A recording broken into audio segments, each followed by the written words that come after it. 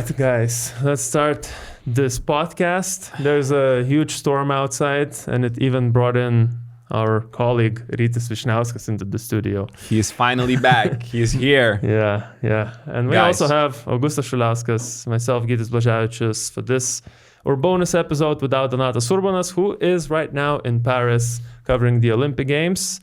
But before we get into all the great stories, we'll talk about all the great games we watched. Quickly and shortly, the elephant in the room. Where were you, Rytis, and who won the most recent EuroLeague title? Do you want to run down like day by day? Where was I? Just shortly summarize for the viewers who were asking for the last 3 months, where is Rytis? Okay. Where were you? So as far as I'm aware, Panathinaikos are the current EuroLeague champions. Damn. And I was at home mostly. You were hiding, correct? Boiling the basketball. Boiling the basketball. No, not really. I'm not hiding. I was just doing my business, my usual business, and after that I was on vacation, so I wasn't really in Lithuania that much. I didn't have anything to bring to the table because like after the EuroLeague finished, you guys were talking about some not very serious shit, so I didn't want to be involved in it, you know. Okay. Shots fired. Okay. I'm sorry. I mean, those EuroLeague transfer rumors is really not my thing. So, yeah. And now I'm here. So,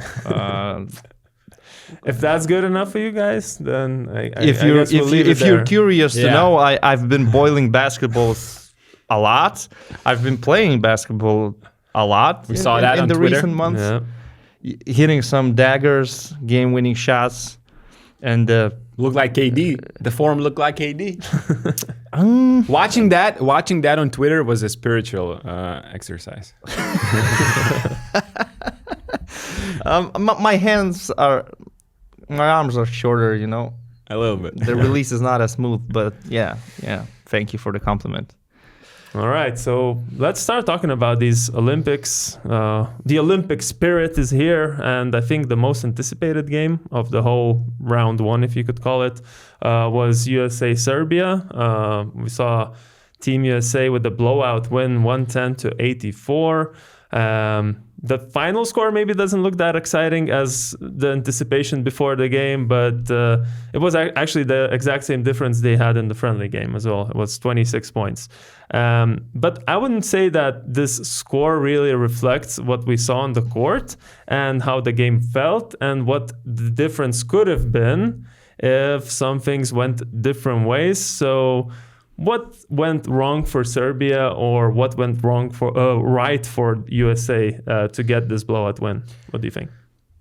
First of all, I thought Serbia played a great first half, to be honest. But if some of us, and even, probably USA fans had any doubts before the Olympics started, that team didn't look that, let's say, strong or dominant in the friendlies.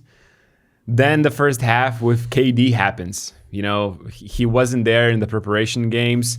USA looked vulnerable, and then you have LeBron and KD not missing a single field goal in the first half.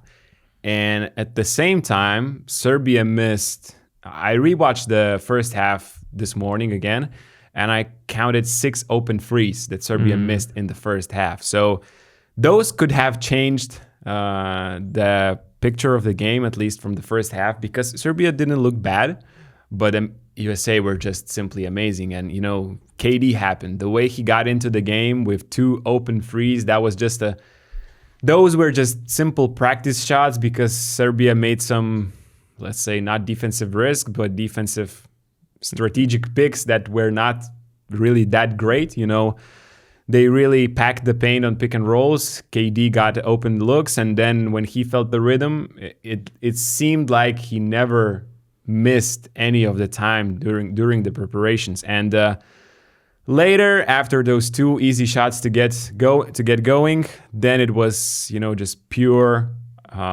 just basketball joy. Like I said, we saw the tweet of KD going viral that watching this is a spiritual experience. And it really was. Those couple of shots in the post against Petrushev, the free-pointer against Jokic, the free-pointer against Milutinov. That was probably the easiest shot, but it's still...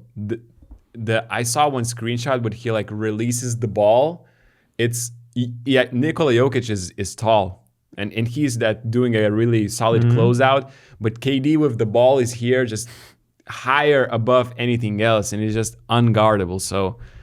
that happened, and I thought USA really looked great, and KD changes everything, really. Do you think now they're sort of unbeatable? Because we had, like Augustas said, those talks about Team USA maybe looking a little vulnerable, especially against South Sudan. Do you think now we saw the real picture of this Team USA?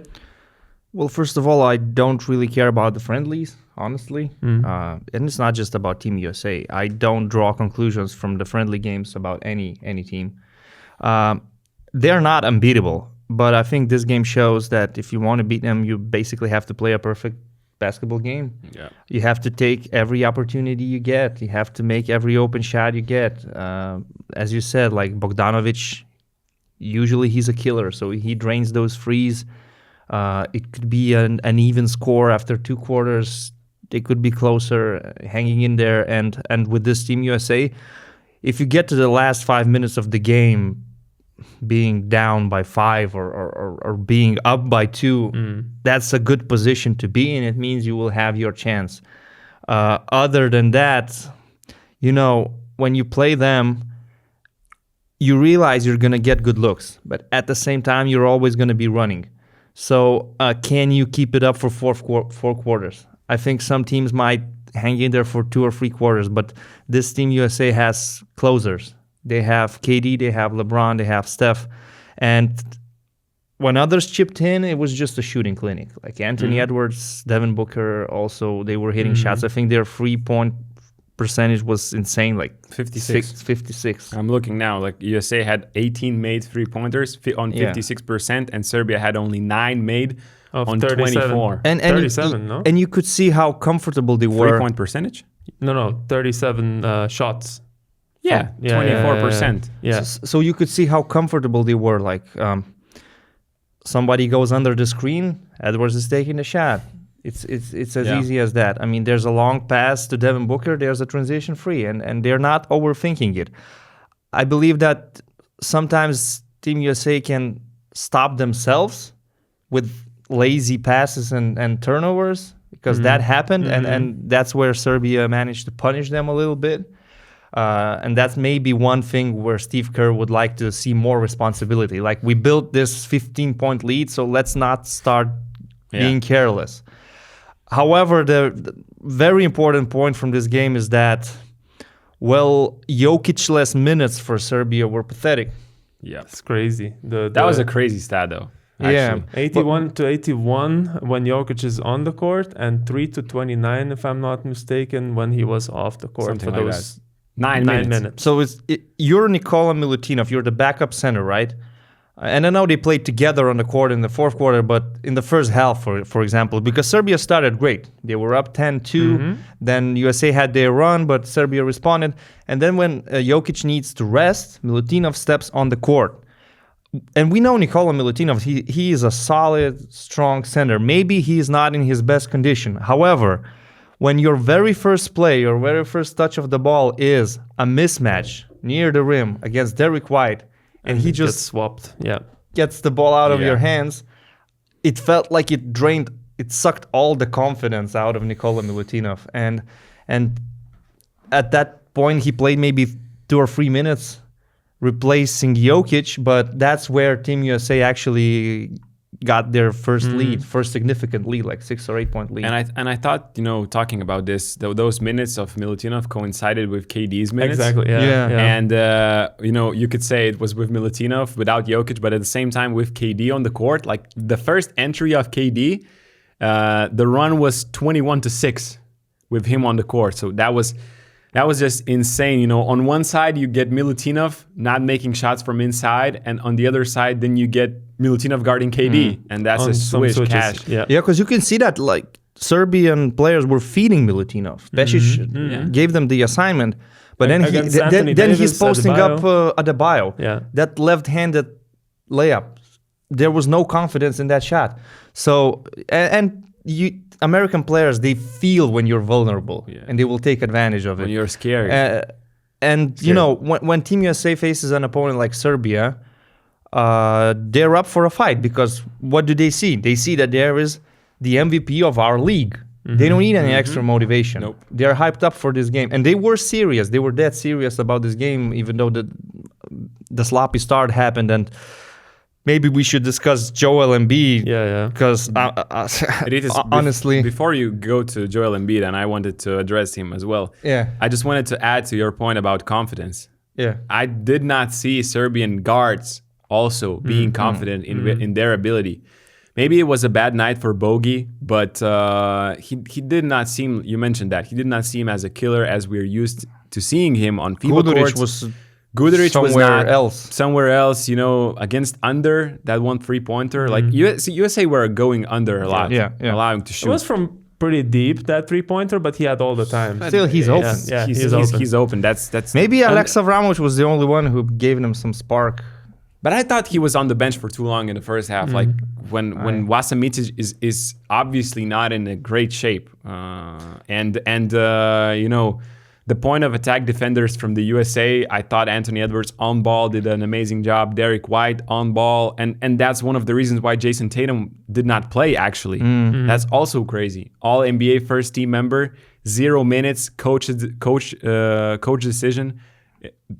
Steve Kerr said it after the game. Like, I felt like an idiot not playing, but I just felt these lineups, you know, look better. And before, sorry about this interruption. Before talking about Joel and Jokic's matchup, I also wanted to add about the shooting that Serbia shot 24.3% this game from 3, but that wasn't even the worst result this summer, because they had the game against USA, where they shot 28.6, which is better, but also not great. Yeah. And the game against Australia, they shot 3 from 22, which is 13.6%. Wow. And what I recognize as a pattern here, we're talking about 2 very athletic teams with athletic guards on defense. And it seems like against these teams, I'm not sure if this is the only reason why. Maybe it's just a slump, but it's weird to see Serbia shooting this bad, especially knowing last year in the World Cup, they were shooting 38% throughout the tournament. So they were definitely a threat from 3. So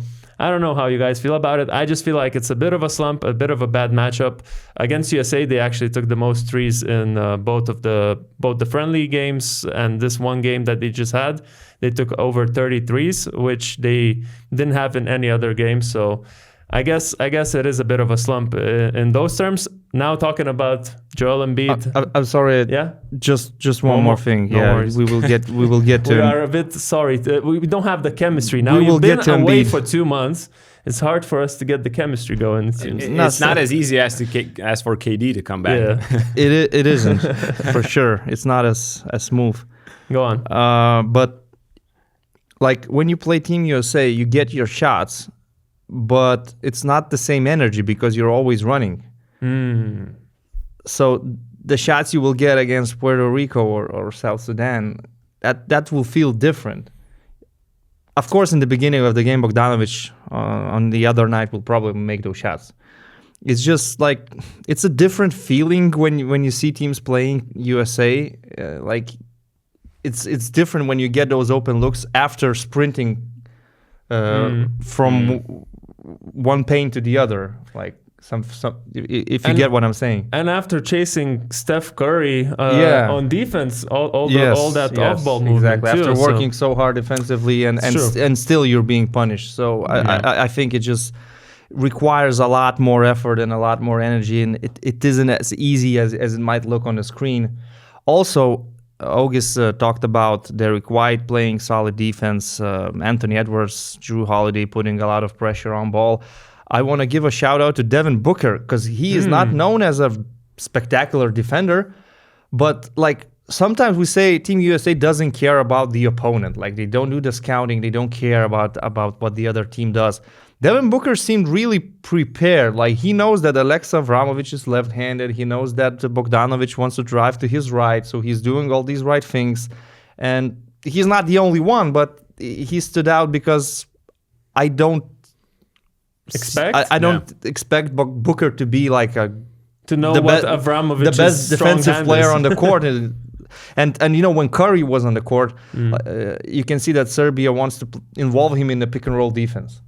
But then Steve Kerr puts that lineup where you don't really see a weak link, and it's kind of tough to create mismatches.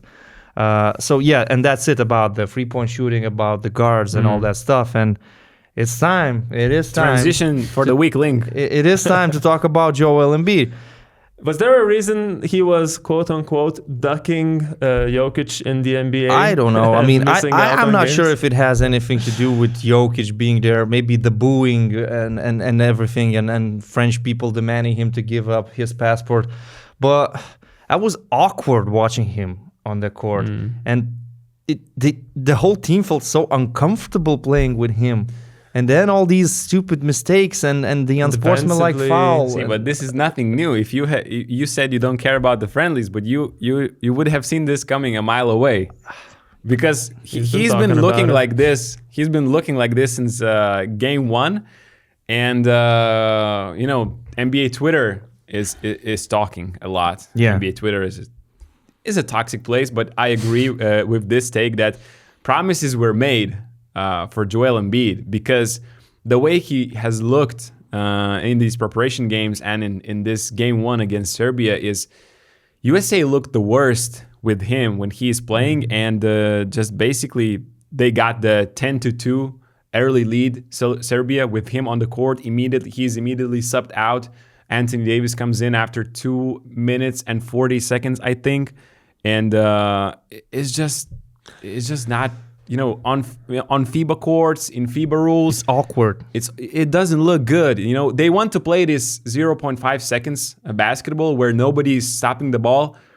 He's just the way he's used to playing in the NBA for Philadelphia is stopping the ball basically.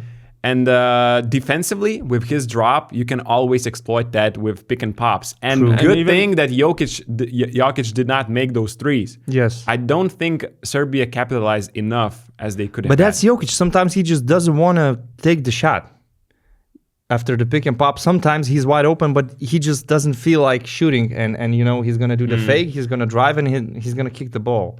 Yeah, Embiid, I mean, this is the case where his teammates don't need to adjust to him. He needs to adjust to the situation. Because, like, as soon as Anthony Davis or Bam Adebayo steps on that court, it's so much easier.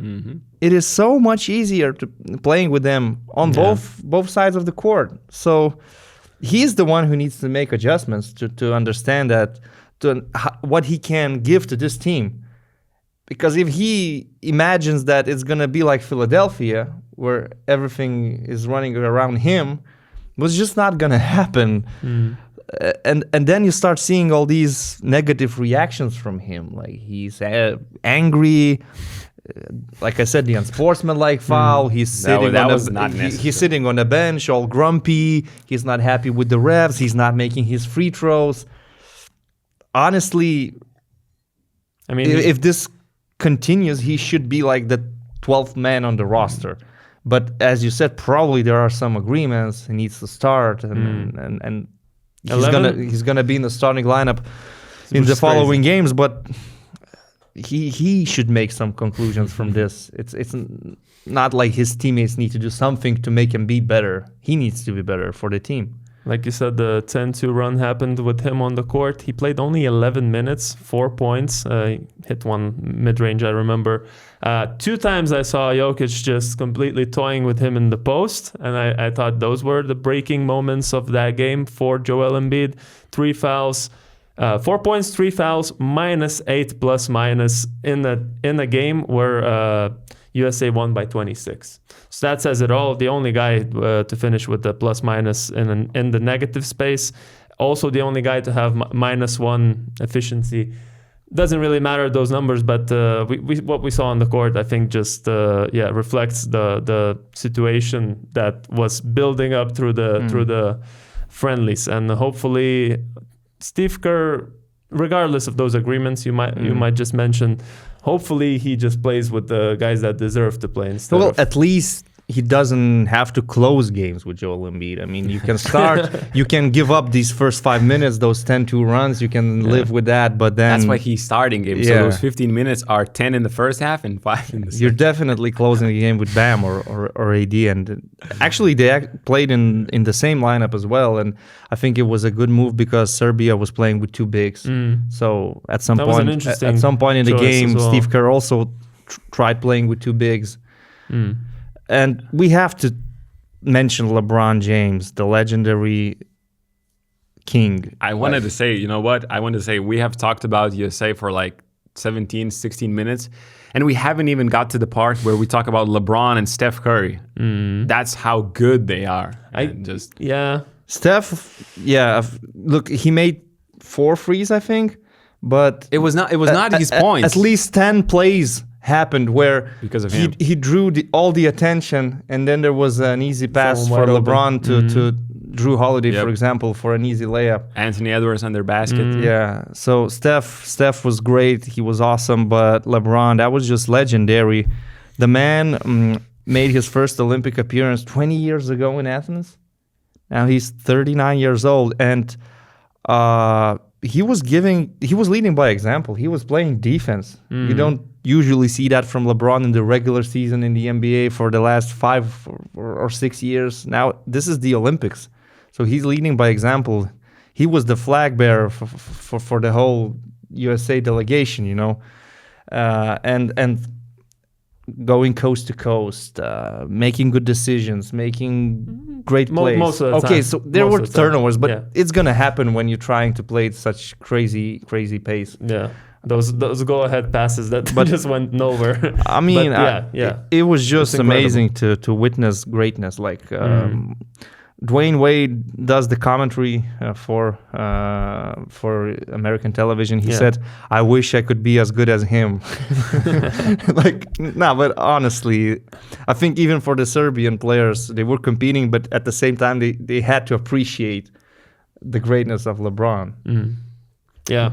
And talking about rotations, we finished with talking about rotations with Joel. Jason Tatum, NBA champion, didn't get a single minute. Coming back to that, it's just a bit funny to me as a European how quickly the narrative becomes this instead of the game and the performances. Everyone is now talking about this situation. And you won by 26. Yeah. I mean... Why do you care how many minutes Jason Tatum played? The lineups looked great apart from Joel Embiid. But everything else, like somebody said, you need 4 great players like who will create your offense, and then 7 or 8 guys who will do the dirty work. And this team has Ant-Man, Steph, LeBron, and KD. That's it.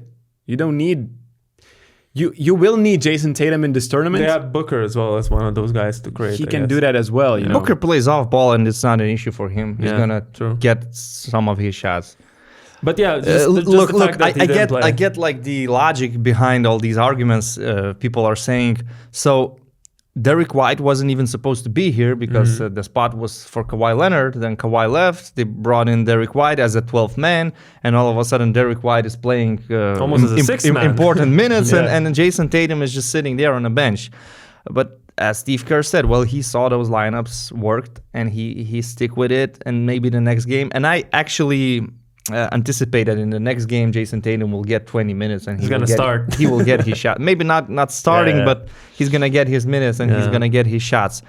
It was a bit sad to see him sitting there on the bench. I admit. I mean, we were speculating in the chat, is he injured or something? I saw the messages, but... Look, but for example, Tyrese Halliburton. Yeah, also didn't play, right? He also didn't play. Super positive, reacting to every shot by his teammates. He was the ultimate hype man for KD in exactly. that run. And he's also probably going to play against Puerto Rico and South Sudan. I don't see an issue here. Yeah, Yep. I agree with you. They just need to win games, and they're showing that they're serious And why- about these games. Why disrupt your rhythm if it's all going well? And also at the end of the game, you could say, okay, maybe when the game result was kind of obvious already, you could get Jason Tatum in. But I feel like that's even more disrespectful. And look, also some people are saying maybe Jason Tatum fans are saying like Steve Kerr is mistreating him. Let's not forget Jason Tatum already has an Olympic gold, and for the last Team USA, he played an important part in the final. He made important shots in other games as well.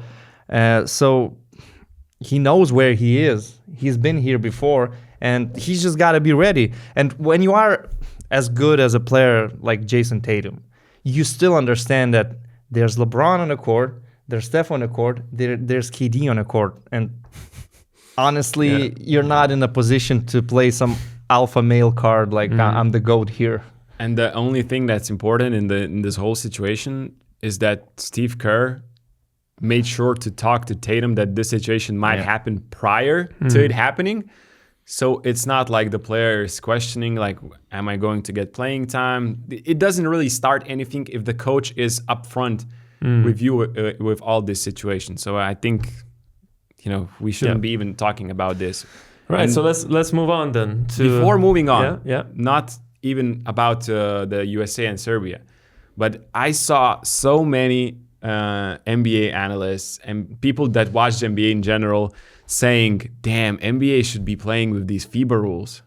Like so many people love the intensity because they realize, and it's not like the first time I'm seeing this happen. Like the last FIBA World Cup last year, a lot of people were writing the same thing. Why can't we have FIBA rules in the NBA? Like you have the 3 seconds, have the goaltending rules, because the game is still fast, but you have intensity. You have, let's say, playing until the last moments. You just let the players show greatness in these same rules. It's not like the product becomes unwatchable. So I just wanted this to mention because I'm seeing this trend happening every year, basically, from NBA people, basically. I've been talking for the last 10 years that the defensive 3 seconds rule is unnecessary. What? Let me do that. No. Let me do that. Okay, you do that. And let me introduce you. Even Steph Curry can't do that. Okay, so it's fine. It's fine. Let me introduce you to our sponsor of today's podcast, SK Store, who provided us with these really, like Rita said, good quality jerseys, right? Yep. Great quality. You can feel that you could have a game in these and you would be fine. They got all the national teams of the Olympics. You can get also a lot of sports apparel in general or NBA jerseys that we got hanging up right there from them before. Retro jerseys like Pau Gasol or Dominique Wilkins or the current stars like Giannis Antetokounmpo. So really great shop where you can get for reasonable prices apparel, jerseys, all that sent to your home anywhere in Europe. You guys got anything to add to this? This basketball as well is from SK Store. So if it wasn't for rain, we could go shoot some hoops right now. Oh, it's crazy, the rain. I can hear it right now. We have the gear, we have the ball. Yeah. We could ball. The only problem is we could make another video rain in Lithuania that you posted on Twitter. We could recreate that again. Easily. Representing. Yeah. Easily. You're representing France. Your favorite team, France. That's your opinion. I mean, why did you put that shirt on then? Because you gave it to me. Okay. Which jersey do you like the most out of all the jerseys design? that SK Store have given us? Not only these, but also the other ones, Ooh. They have sent us plenty of ones already. I actually don't know. I'm looking at that France one, and I kind of Yeah, like it's the cool. Jordan logo. It is cool. I like France, how it's written. is I like cool. the gradient on the sides. I kind of like... This USA year's USA colors. is a bit basic. I don't know. I'm not big fan. I'm a fan of these colors, though. The Greek team's jersey to me looks a little bit like Memphis Grizzlies 2012 or 2013 home jersey as well. And I think when it's spelled Hellas, not Greece, it just provokes more, like, it's scarier. Mm-hmm. Hellas. Like when you're facing Greece, you're not. So what do I know about Greece? Greek yogurt. What the is Hellas? We're playing Hellas today. Guys, if you don't want us to go to hell, visit SKSTORE.EU. That wasn't as good as it probably Yeah. sounded in your head. It was. Yep. Let's Canada, go Greece. to Canada, Greece. The game I actually already covered on this channel. I did a little reaction video, so I'll give you guys the spotlight now. But And Team you Canada, did it all by yourself. I did it all by myself Wow. yesterday. I'm so proud On a of you. Sunday, came here to film a little I'm video. super proud of you. MVP. Team Canada overcame Greece 86-79, a closer result than what it seemed in the beginning, at least for me. I don't know how you guys felt, but at the beginning I thought Canada might run away after first quarter, how they started, and I thought we're going to see a blowout. But what do you guys think changed in the second half so that Greece got back into the game? I think even in the first half, they stopped the bleeding because they finally found some people who can make shots. Canada was up 22-9. And then Kostas Papanikolaou hit some corner threes. Dinos Mitoglou hit a corner three. And everything is so much easier when Giannis is surrounded by players who can actually shoot. Yep. And this game exposed the weaknesses of Nick Kalaitis, of Thomas Walkup. Or reminded us of them, Yeah. I guess you should You say. know, instead Not of the first exposed. time we're And seeing this. It's not the first time, and also when you're playing in Europe, you're not facing Lou Dort and Dylan Brooks. Come on, hey, those. I mean, It's the insane. first 3 minutes, the defense from Canada, Greece couldn't run a single play in half court. I mean, Nicolaitis was struggling to get the ball over to the other side Not of the only court. him, everyone. But it's Lou Dort. It's what he does. It's Dylan Brooks. Off the bench, you have Alexander Walker with his quickness, with his long arms, doing that stuff. I mean, it was incredible. Like Greece in the first 3 minutes looked completely lost, and you could have seen it coming because that's how Canada likes to start their games, super aggressively.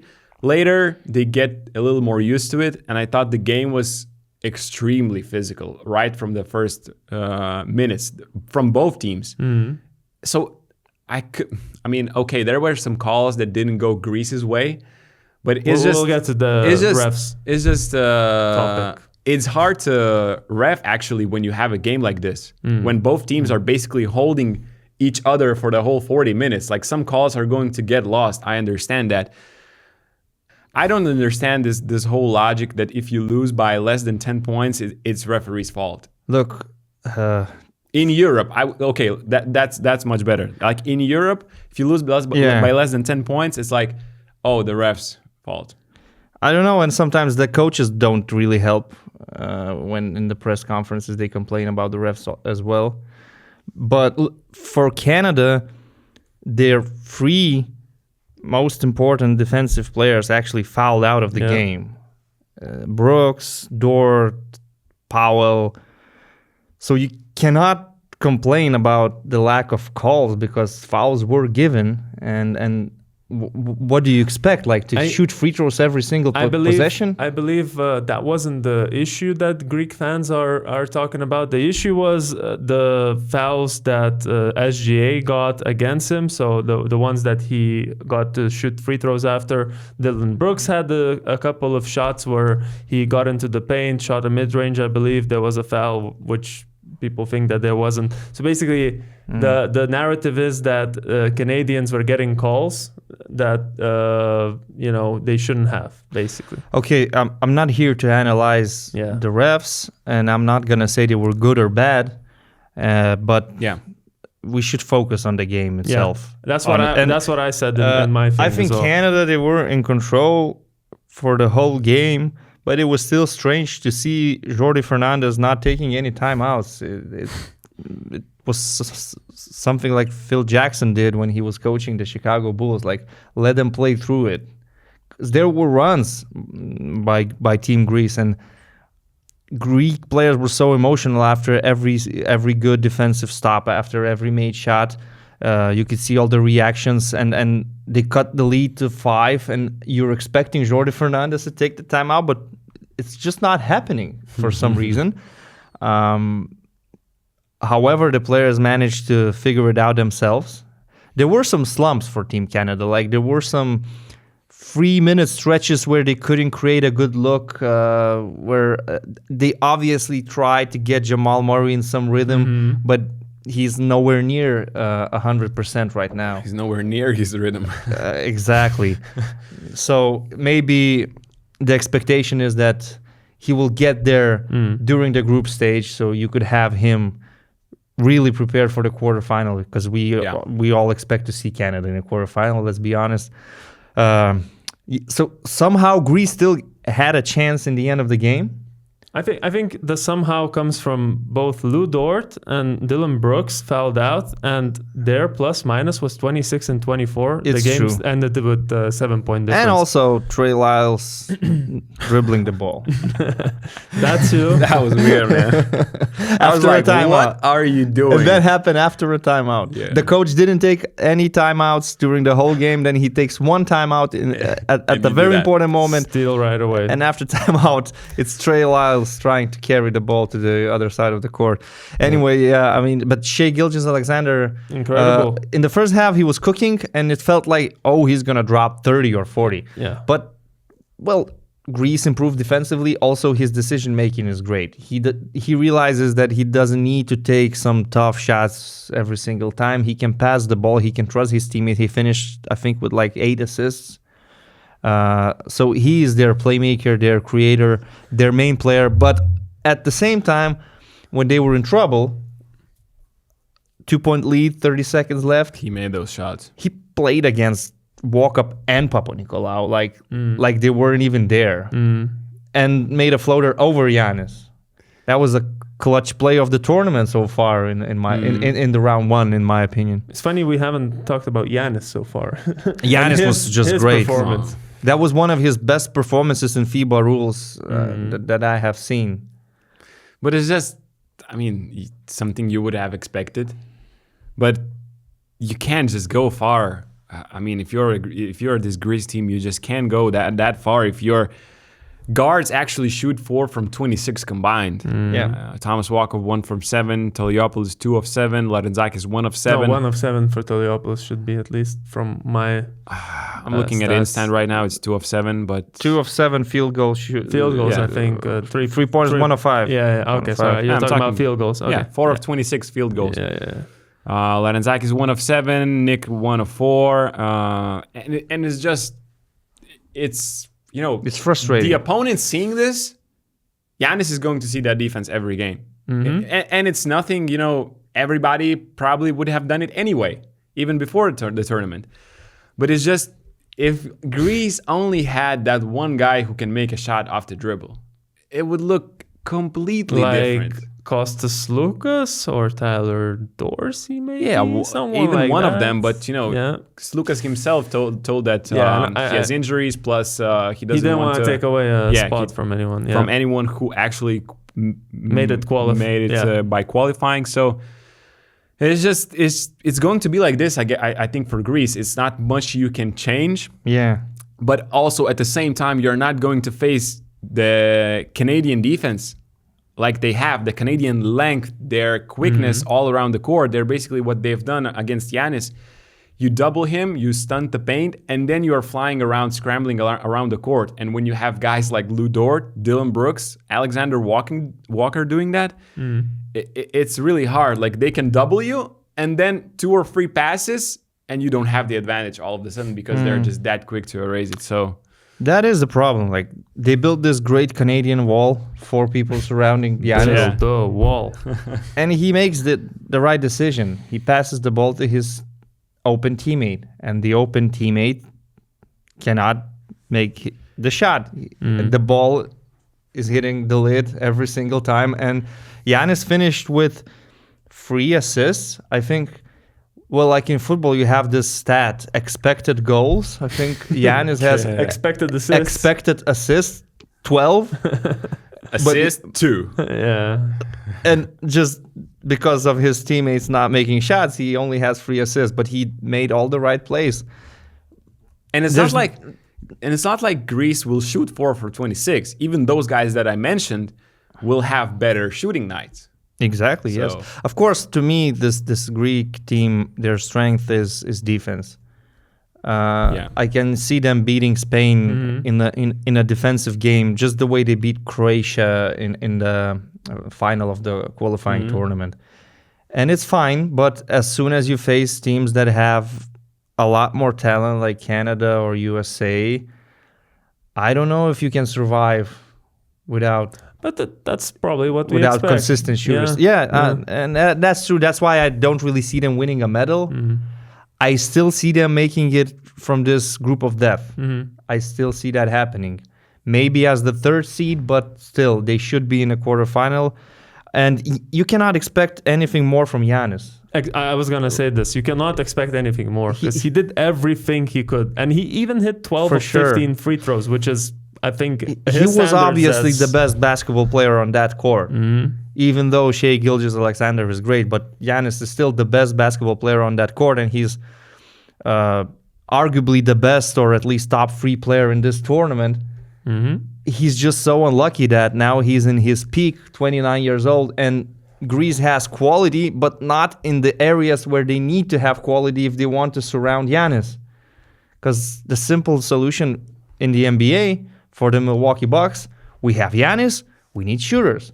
Trade. Brook Lopez is gonna shoot like 6 threes per game. There's Chris Middleton, there's Pat Connaughton, there's all these other guys.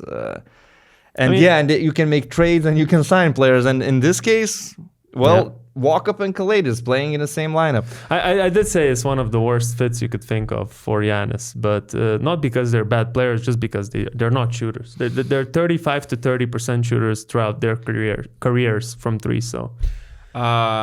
Give him a Hatzivretas and Focis and they're going to win the Olympics. But to be honest, another thing, like... Giannis was born in the wrong timeline, man. That's true, man. But it's not even, for me, it's not about, Walkup or Kalaitis hitting their threes. I feel like even the guys from the bench, they definitely can shoot better. Like Larenzakis was shooting 40% or more in the qualifiers. Toliopoulos even better, I think, almost 2 threes out of 3 attempted made, so we just missed some. Honestly, to have good spacing, they need Papagiannis to be the Brook Lopez of this team, and he was in the qualifiers. Yeah. Anyway, guys, we have talked about this game for like 12 minutes, and we haven't talked about probably the single most important thing that happened in this game. What did Thomas Walkup do to Shai to deserve that? I think it just rhymed good. What? I think it just rhymed good. If you're talking about his bars, to do that. Okay, the bars are. You remember first time we talked about his bars in this podcast? Yes, it was cool. I remember this moment, but I mean, in the first quarter, like it felt personal. Oh, the crossover. I don't know the crossover, the step back, the look. Then Shai was just made a shot, but I think it was not Walkup, but again I think against Nick. And then he hit the post like this on the ground. Well, maybe before the game, Shai Gilgeous-Alexander just Googled Greek players and one of the best defenders. He clicked on Thomas Walkup Wikipedia and it says, EuroLeague Defensive Player of the Year. EuroLeague who? And then he starts the game and he sees, the Defensive Player of the Year is guarding me.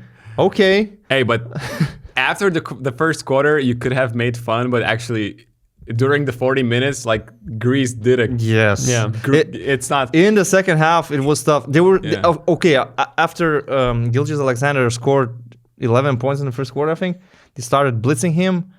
So he had to adjust his game as well. And I heard in one of the timeouts, like Jordi Fernandez talked. Of the timeout? Oh, okay. Not his timeout. Yeah, I got you. Not his timeout. Or maybe it was even before the third quarter in the huddle. He just talked about what the other players have to do, where they have to be when they are blitzing Shai. Yeah. And I mean, you can't even say anything to Walkup. He tried his best, and to get crossed up by one of the best players in the world who had like 30 points per game in the NBA.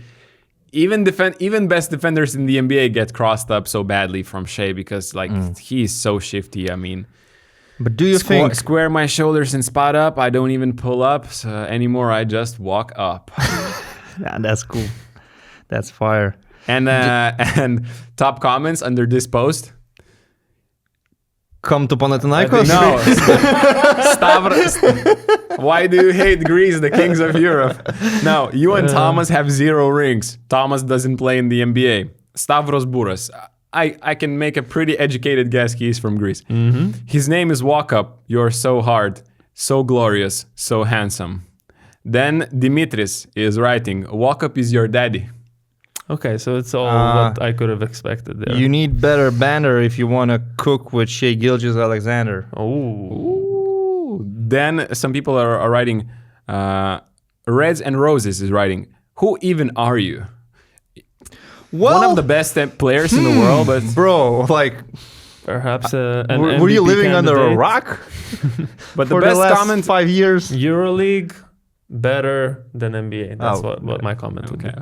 But the best comment is, and I want to say this, is William Shakespeare with the captions. Shakespeare. I don't know about this comment segment now. you just I don't did. know how I Come on feel now. about this. Sure. More than 1,000 likes? Cool. Hey, moving on. I wanted to ask Come you on now. a question, though. I think. No, move on. How does that sound to you guys? augustassuliauskas.net.com.eu Rytis Vysniauskas.co.tr.uk Why? Like does that sound good to you? No. No. No. Absolutely You would rather horrible. prefer It's terrible. august.com, Richa. richa.lt. And we're talking about domains. Domains are probably the most important part of your website. At the beginning, you need to get the domain. And guess what? With Hostinger, you can get your domain for free with a hosting plan. So that's what I'm offering to you guys. Don't know what are your reactions. I mean, I don't have a business idea right now. Probably a lot of our listeners have had their ideas, about businesses. But one business idea that I know about domains is buying domains up front and then trying reselling to them. reselling them for more money. But, if you need a domain, if you need a website, Hostinger is the go-to place. We have talked about them for quite a long time, but they actually serve a great quality product. So go check them out. And I don't know if you Rytis have something to add about Hostinger. You have not been here for 2 months. Have you tried to use You must after remember AI website builder that they have. You must I do. remember the AI tools that they have. I will never forget those. You must remember Those are- the e-commerce. Those are one of the integrations best they memories have. of my life. So I'm The saying, best podcast that you did, right? I do have some business ideas, so I might use the Hostinger services. right? What would be the domain name you would like? Like, what's your website name? Vysniauskas.com? RytisBurgers.com. Okay, I'm I did that. gonna cook burgers. That's my business idea. I hope you can cook, not just You're on stealing the ideas podcast. from Mr. Beast, huh? Well, it's not rocket science to cook a hamburger. I'm pretty sure it's harder to build a website without true. Hostinger. That But is with true. Hostinger, building the website is actually easier than cooking a burger.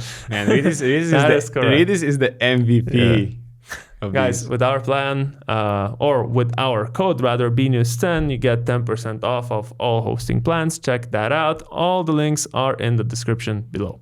So Canada got their first W. Yeah. They're still facing Spain and Australia, 2 tough opponents. Do you think that for them to have a shot at an Olympic medal, and I'm not talking gold, just an Olympic medal, they need Jamal Murray? Can you see them winning with Jamal Murray being like this, 18 minutes?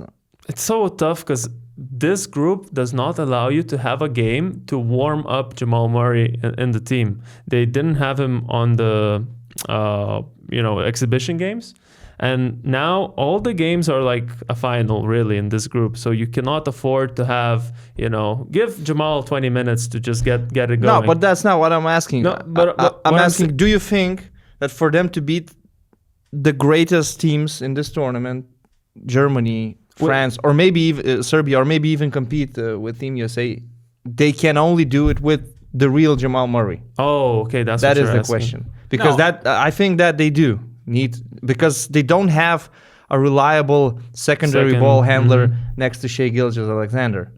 RJ Barrett is doing pretty good job. Like last year, but is he a ball handler? I mean, he's a good player. Yeah. And versus Greece, he was great and he made his spot-up shots, but he's not your typical ball handler that creates. True, it's true. I mean, they need a better version of Jamal for sure, because USA, Germany, top-notch teams. One has insane, offensive flow. The other has insane offensive talent.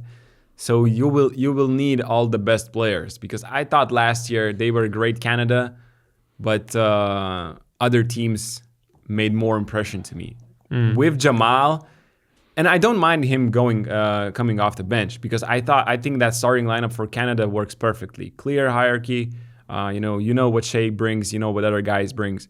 So if Jamal can play at a higher level from the bench, I think that's a huge boost for Canada, and I think then they can manage to surprise some people. And I mean, surprise is of course winning against Team USA this roster. Yeah. Guys, we're 47 minutes in or so, and we have 4 more games to go. So, but these were the most important ones. Germany, Japan is going to be like, what, 5 minutes? That's true. But let's try to be quicker. Yeah. Next up, we got a game that made everyone talk about Wembanyama, how he's an alien in FIBA court, which we already knew. Augustas did the breakdown weeks ago. If you haven't seen it, make sure to check it out. The hosts, France, overcame Brazil 78-66. I don't know about you guys. I wasn't convinced yet one more time by France. Did you see some friendly games of France? The last one versus Australia. I mean, but this game, okay, they won against Brazil, but it's just, I don't know. I'm looking at France and I just get tired. It's exhausting. Every like we have seen 6 games, and the other 5 games brought me joy. This game, man, it's just, you're looking at this France team, you're looking at that much talent, and the way they play is just, okay, Wemby is an alien. We saw what he's able to do, and those pictures of him dunking the ball look like the pictures from the Space Jam movie. But it's just, I don't know. They're not, in my eyes, they're not going far in this tournament. And they're fortunate with their group, I'm gonna say. Yeah, and I was actually expected Brazil to win, and the first quarter was pretty good example of what can happen. But after that, Brazil just couldn't find enough offensive weapons, because in offense, France may look terrible, but defensively, yeah. I mean, I think the key decision was by Vincent Collet to put Nicolas Batum on Marcelinho, because not only it makes life so hard for Marcelinho, but when you switch on a pick and roll, now you have Batum switching. So now there's Nicolas Batum fronting the big man, and you cannot really pass to Felicio or Caboclo or whoever that is. And he was denying Marcelinho. In the first quarter, matchups were different. And Brazil, they were scoring, they were finding mismatches, and then so easily. Then there was this decision to put Nick Batum on Marcelinho or Iago dos Santos when he was on the court as a backup point guard, and that's where Brazil lost all flow offensively. But by saying this, I also agree with what you guys said. France is difficult to watch, and the reason is lack of ball handlers and creativity. Nando De Colo was 37 years old. He's not the same. Evan Fournier is not that old, but he's not the same as he was. He played only 13 minutes, by the way. Surprising. Frank Ntilikina, defensive. Hey, you have to mention he's a good player, but defensively he made so much chaos. He's great defensively, and he actually made some shots. But again, he's just not that type of point guard who runs the game. Not a creator. And not a real creator. I mean, they had LBC as their main. No, but playmaker. some of these lineups, I don't get it. Like, the game is not done yet. You're up by like 10 or 12 in the fourth quarter. Then you put this lineup where no one can create, no one can post up. There are no solutions. There was LBC, Batum, Koulibaly, Gobert, and somebody else on the court. What kind of lineup is this? That's all defensive team.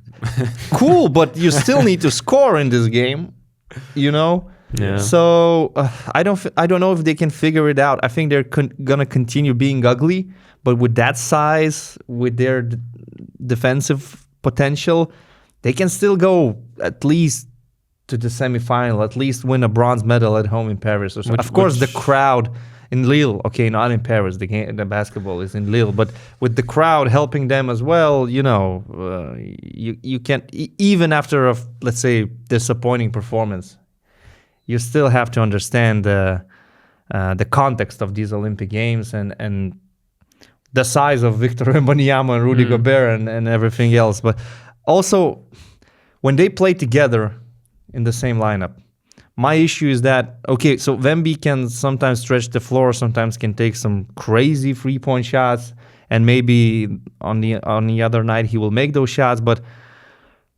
Gobert cannot post up, Wemby cannot post up.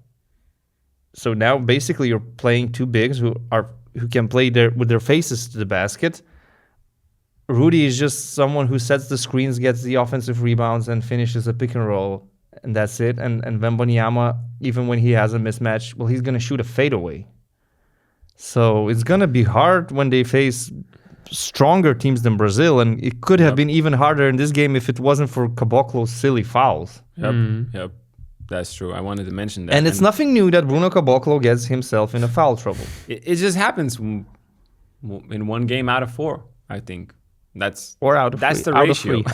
Out of 3. Brazil scored 23 points in the first quarter and had 22 in the next 20 minutes. Yeah. Yep. And basically France upped the intensity. You mentioned the defensive change on Batum. And at the same time, offensively, France just found ways to give Victor the ball as close to the rim as possible. Because for the first 10 minutes, Brazil did everything in their power to deflect the ball, to not allow Victor to catch the ball near the paint. And I thought there were like 3 or 4 passes where Brazil just swiped the ball away on the pass to the out of bounds. So I thought that was great, but it was only for 10 minutes later they found ways, and that's what they need to do. It's not Matthew Strozell, not De Colo, not LBC, not even sometimes Evan Fournier. It has to go through Wemby. And of course, Brazil was missing Raul Neto, who might play, might not play. We still don't know. He's registered for the team. He's just not available yet, as we understand. And I feel like they were missing him as well. But they still kept it close. I mean, in the fourth quarter, I think there was a moment, it was a 4-point difference, and they were close, but 6 points, and they missed the free. There was a 4-1. Benita, I think. Benita missed the free. And then Nicola Batum, veteran, 2 threes in a row. And that was it. That was the moment. Sometimes Nick Batum just, when he plays for France, he just wears that superhero cape. And you could say about many players the same thing. But especially Batum. Everybody still remembers the block on Prepelic, and like he's the captain of the team. And again, great game. To me, he was the player of the game. The numbers might not show it, but to me, he was the player of the game. No, I think even the numbers would agree with that. There is a reason he played 34 minutes in game 1. Yep. Mm-hmm. And of course, we have to mention the guy, Mouzinho. That was an alley-oop dunk on Rudy Gobert, the defensive player of the year. I jumped out. He was embarrassed by number 45, Mouzinho. To me, it stands somewhere near 2002 World Cup where Ronaldinho chipped David Seaman.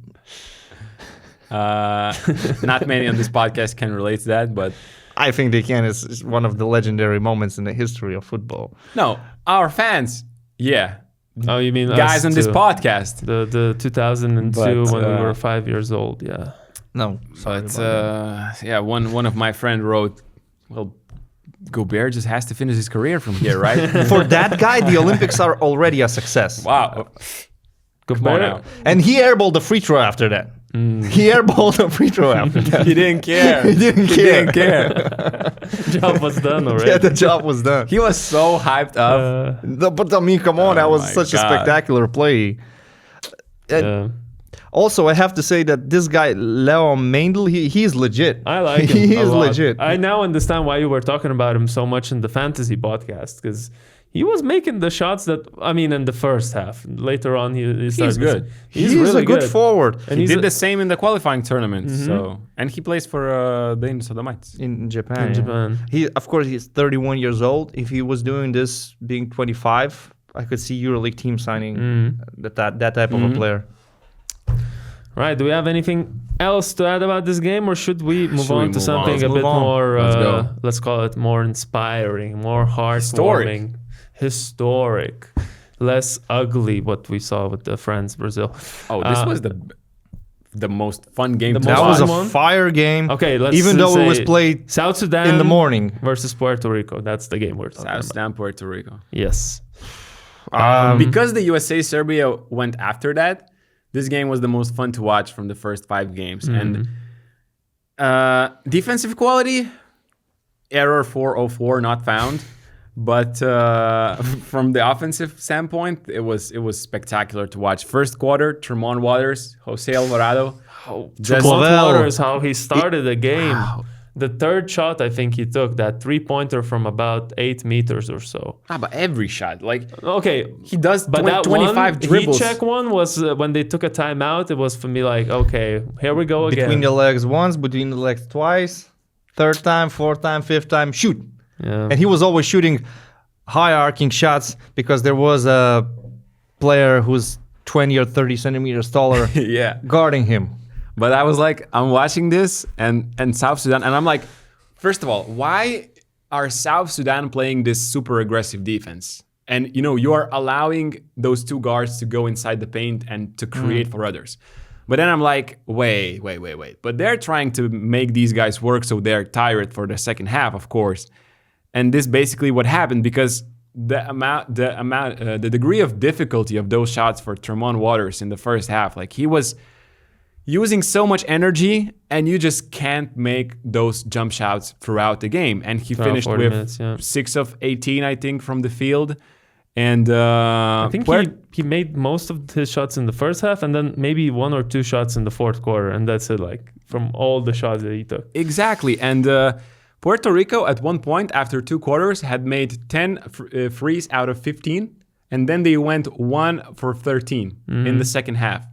And basically, I mean, that Puerto decided Rico the scored game. only 25 points in the second half after scoring over 50 something. Like, And you could have expected that. I mean, Yeah. it's not possible to have less and less amount of energy and to keep making those same super difficult shots that you made in the first quarter when you're not tired. By the way, guys, if I don't say it now, it will be even more awkward to say it later. Just for context, South Sudan, first ever victory in their Olympics, 90-79. But coming back to the missed shots, I thought Alvarado, that ankle injury might have affected him a little bit in the second half because he had a great first half. Second half, I saw him slow down a little bit physically even. Yeah. And getting shots off is way more difficult, I feel like, when you're struggling with a He was with an limping at ankle. least when he entered the court in the third quarter. For at least first 3 or 4 minutes, he was limping. He tried guarding Kerlik Jones. He saw that it was too difficult at the time, so they changed matchups. Later on, he was running full speed. Maybe he was okay, but probably it was still bothering him. However, Tremont Waters then tried to play some hero ball. It didn't really work in the fourth quarter. But to me, the main takeaway from this game is not about Puerto Rico, honestly. Although I love those guys. South Sudan, what I love the most, the way they play their hearts out, the passion, the energy, and the pride they take in competing here in the Olympics. tactical decisions, whatever. That's not the main focus. Royal Ivy himself, when he was a player, he was used to being aggressive defensively, so obviously he's demanding his players to do the same thing. But okay, we know the quality of Carlik Jones, we know the quality of Mariel Sheak, but some of these other guys are actually making a name for themselves. Nuni Amot, Peter Yok, JT Thor didn't have good percentage, but what crazy energy on both sides of the court. And when you watch that type of a game, you understand how much it means to these guys to be here. Because when we're watching this elite European basketball, we're taking this for granted. Like, so Spain is going to be here, Lithuania is going to be in the Eurobasket, it's going to be high-level basketball, but rarely do you see players willing to die on that court for their country, honestly. So I'm just so happy for South Sudan. The way they changed the game in the second half, they maybe used to their benefit the injury of Jose Alvarado, you could say that, but okay, that's what's an unfortunate thing that happened. So I don't know how far they can go in this tournament, but they already made history. Even like an African team in the men's basketball tournament hasn't won a game since '96 Atlanta Olympics. Wow, really? Yes. Okay, so last teams that I remember were definitely probably Nigeria, Tunisia, Angola. I think Angola, but they didn't win. They all went. Okay. Interesting. Wow. I mean, they're just playing to show the world what South Sudan is all about, and you're not seeing that from European teams, because this is what we saw from Lithuania, like in the 1990s, in the 2000s, when we were still a young country, and I think they're trying to just prove the world that, I mean, they talked about a lot of these things. They didn't talk about, after the game, they did not talk about, the strategy and all that stuff. They talked about how they have to prepare, what obstacles they have to move out of the way to even get to this point. And it's really a feel-good story of these Olympics already. Sorry, South Sudan is trying to show the world who they really are, while the Olympic organizers are playing the Sudan anthem. That was just embarrassing. A country that the country got independence from in 2011, that they had civil wars and so on before. They played their anthem for a couple of, 20 seconds or so. Players are confused. I mean, some of them probably didn't notice at the beginning, but some of them right away were like looking around, took their hand off their chest. I saw one fan right away, like that disappointment in the face, holding the flag and going, "Hell no! Like, what are you doing?" Like, and then the anthem really was stopped and the real one was played. On the list of things that are embarrassing, it is really close to Gilbert Arenas ranting after the friendly game where USA played South Sudan. It's really close. Gilbert Arenas is still number one, but playing the wrong anthem is definitely number two on the list. There was another Paris 2024 Olympic embarrassing moment, and that was when ceremony? South Korea was introduced as North Korea. Okay. In the opening ceremony. Well, since we're just focusing on basketball, I think in the basketball tournament it was the one thing that. For sure.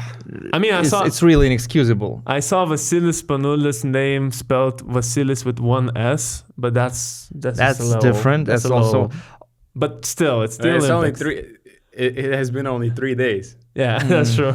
2.5. Opening ceremony was in the evening. That's true.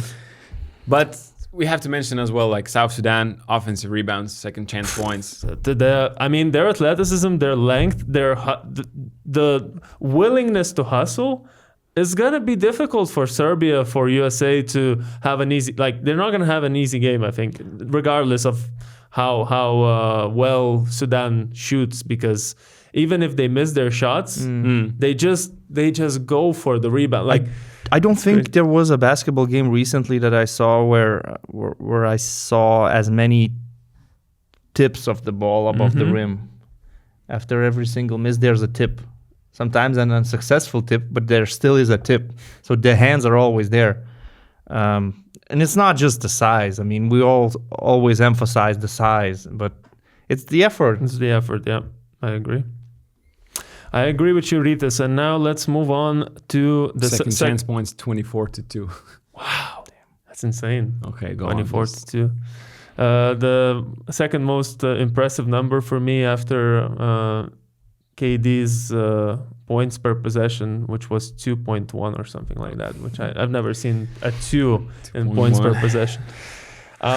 Now let's move on to the game that actually opened the Olympics. We saw Spain and Australia, and Australia, as expected, we could say won 92-80, but in my eyes, that was a much closer game in the second half than what the first half dictated. What were your main takeaways, guys? There were a lot of up and downs. Australia were kind of in control, but then the beginning of the third quarter definitely belonged to Spain. Santi Aldama was great. He's becoming the new star of Team Spain.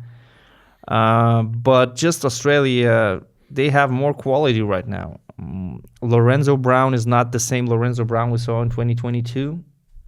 So it's kind of hard to depend on him. And they still depend a lot on Sergio Llull to take those shots with the shot clock running out. And it's not very... it's not something you can expect consistently to happen and to win games in that way. So Australia still with Patty Mills. I don't care how old he is. When it's the Olympics, Patty Mills is going to drop 20. When is the Olympics? He's in his prime regardless of his age. Regardless of his season in the NBA, how many minutes he played. It's the Olympics. He plays for Australia. He's in shape, man. There's nothing you can do about so it. Confident, like nothing ever changed, really. And of course, Josh Giddey looked much better than in the last FIBA tournament in Manila. He had more confidence taking those shots. Some flashy passes, great passes, almost great triple-double. assists. And, Jock Landale, a solid center. And Jock Landale looks so much better than Billy Hernan Gomez. Exactly. It's just he was the best big man on that court. The difference is insane. I mean, he's quicker. Australia were trying to attack Willie's pick and roll defense, but that's nothing new. Teams do that when they play against Willie. They are trying to, in transition, Australia were just dominating. They were trying to push the ball whenever they could. And to me personally, I just love watching the Australia's offense, how they work. I mean, they get the ball into the post, and then they're running these double screen-to-screen action for Patty Mills. You have so much movement going around. Then there is Jack McVay, hitting threes also. And basically, Dyson Daniels, I mentioned him before the Olympics, and he had a great first game, 13 points in 28 minutes. I thought 7 rebounds, 2 assists, just all-around game. I thought he should shoot more. I mean, he had 3 out of 4 3-pointers, but sometimes he just hesitates where I feel like he shouldn't. Like he's not a real shooter. But but in the friendlies he was hitting those shots. Now he's hitting the shots. I think he should shoot more. That's my opinion. What Australia lacks, in my opinion, is depth. Because now they're without Dante Exum. At least they were for that game. So already you have problems with your second unit. It doesn't look like Joe Ingles can give you solid minutes. He's probably there more for his experience and leadership. But on the court, let's be real. Matthew Dellavedova there. You cannot rely on him. Matthew Dellavedova also the same thing. So not much depth in that team. I mean, the core is really strong. But for them to go far, they need more help. They need Dante Exum probably. Now it's just about Josh Giddey and Patty Mills, how they're going to perform on that night, and how are they going to create opportunities, let's say, for Jock Landale as their primary center. However, that number, I just opened the box score. I didn't know the exact number of 3-point attempts by Sergio Llull. A lot, 15. 15. That's like the amount of shots he takes for Real Madrid in a month.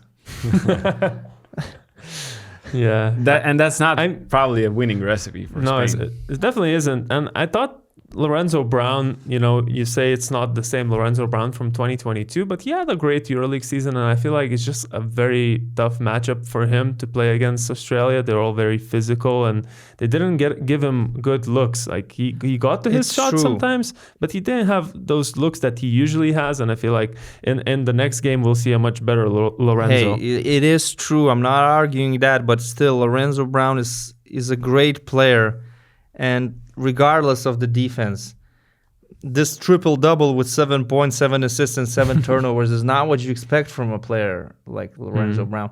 In Eurobasket in 2022, he also faced some great defenses. That's true. He was still the main man on the court. In the final, when they played France, did he face great defense? He did. Was he the best guard on the court? He was.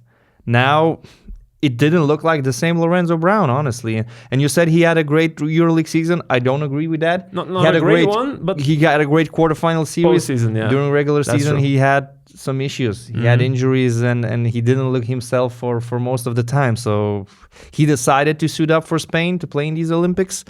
But I'm not sure if he's capable of doing what he did 2 years ago in Germany. I agree with that. You changed my mind. All right. Do you have anything else to add, or should we move on to the last The only thing, matchup? I believe that after this first loss, Spain is in a really difficult position. They're not going to be favorites against Canada. I don't think they're going to be favorites facing Giannis. I mean, it really depends how well the... Well, actually, Giannis, I don't see anyone except for maybe Aldama trying to contain Giannis. It's just not about a one man. Yeah. It's not about one man. It's going to be a wall You again. can probably expect a low-scoring defensive game when Spain faces Greece, but in these games, it's so important who has the best player on the court. Yeah. And when Greece play Canada, Giannis is the best player on the court, but by some margin, okay? Shea Gilgeous is there and all the other Canadian stars. Here, the gap between the best player on the court, which is Giannis, and the best player of Team Spain is, I don't know, I cannot even measure that. All right. Yeah, you're right about that. Lastly, we had the matchup between the world champions, Germany, who beat Japan comfortably, I would say. Exhibition game. Exhibition game. As you guys... they played an exhibition game, by the way. You said they played in second gear most of the game. Germany did, defensively and so on. But, I mean, it was still a fun game to watch in terms of, looking at those 167 centimeter Yuki Kawamura or Yuki Tagashi, who's a little bit taller or so. They are skilled. They have the skills with the basketball in their hands. They're crafty. It's just that they are 1.60 meters tall. And they have two guys like that on the lineup, so defensively, what can they do? Usually they're replacing one another, but they also, they're not the tallest team in the tournament.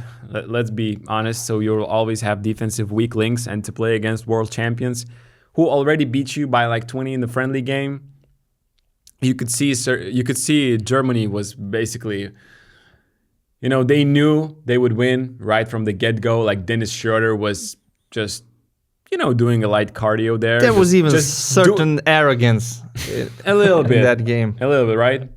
I felt it. But it's just, you felt it from Lithuania all the way from Paris. Okay. Lille.